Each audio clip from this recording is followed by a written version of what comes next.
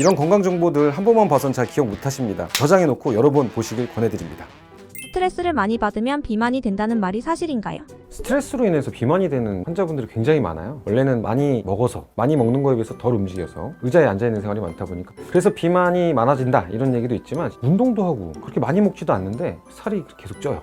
내가 우리 직장 상사 때문에 너무 스트레스 받았더니 배만 나와, 스트레스로 인해서 찐다, 이런 게 사실은 정말 맞는 얘기예요. 스트레스 상황이 놓이게 되면 그거를 원활하게 이제 풀기 위해서 우리 몸의 부신피질이라고 하는 곳에서 코티졸이 분비가 돼요. 코티졸이 분비되면 항히스타민 작용을 통해서 염증 반응이나 이런 걸 없애주는데, 비만의 문제가 되는 거는 코티졸이 높아지면 혈압을 높이고 간이나 내장에 저장돼 있던 당분을 빼서 혈당을 확 높여요. 왜냐? 스트레스를 빨리 벗어나려면 에너지가 있어야 되잖아요. 빨리 이 위기를 벗어나기 위해서는 또 각성을 시켜가지고 잠을 못 자게 해요.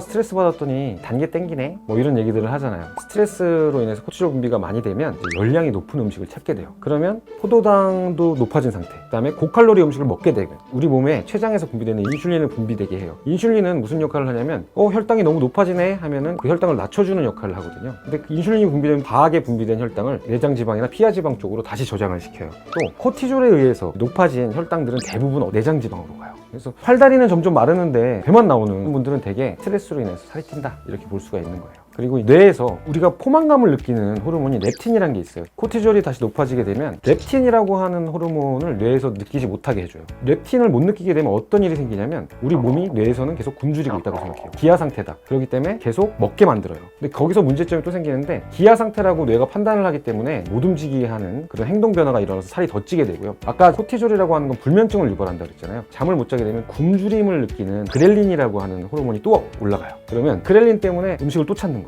지금까지 제가 말씀드린 여러 가지 호르몬들의 작용은 다 똑같아요. 더 많이, 더 고열량, 움직이지를 못하게 하기 때문에 비만이라는 관점에서 벗어날 도리가 없는 거예요. 그렇기 때문에 스트레스를 받게 되면 살이 찔 수밖에 없는 거죠. 스트레스로 인한 비만은 한방에서 어떻게 하나요? 저는 예전에 이런 비만 다이어트 약들을 공부할 때, 다이어트 약이면 우리가 흔히 알고 있듯이 이런 기초대사량을 늘려가지고 살을 빼주는 데 목적이 있잖아요. 근데 상당수의 처방들이 기분을 좀 좋게 해주고 몸을 보하는, 소화기를 좋게 하는 것도 있지만 전체적인 기력을 보강하는 그런 약들이 많더라고요. 그래서 아니 이건 왜 이런 거야? 이러면 살이 더 찌는 거 아니야? 라고 생각을 했었어요. 근데 스트레스로 인한 비만은 바로 그런 약을 써줘야 돼요. 정신적으로 편안하게 해주고 더 많이 몸을 보호해주는. 사실 이런 약들에 뭐가 들어있냐면 천연의 스테로이드 호르몬이 들어있어요. 굳이 우리가 코티졸을 많이 분비하지 않더라도 이런 걸 먹어주면 코티졸 레벨이 낮아지겠죠. 그래서 그런 몸을 보호하는 약이 비만에도 쓰였던 것 같아요. 정확하게 일치하는 그런 처방이라고 볼 수 있어요.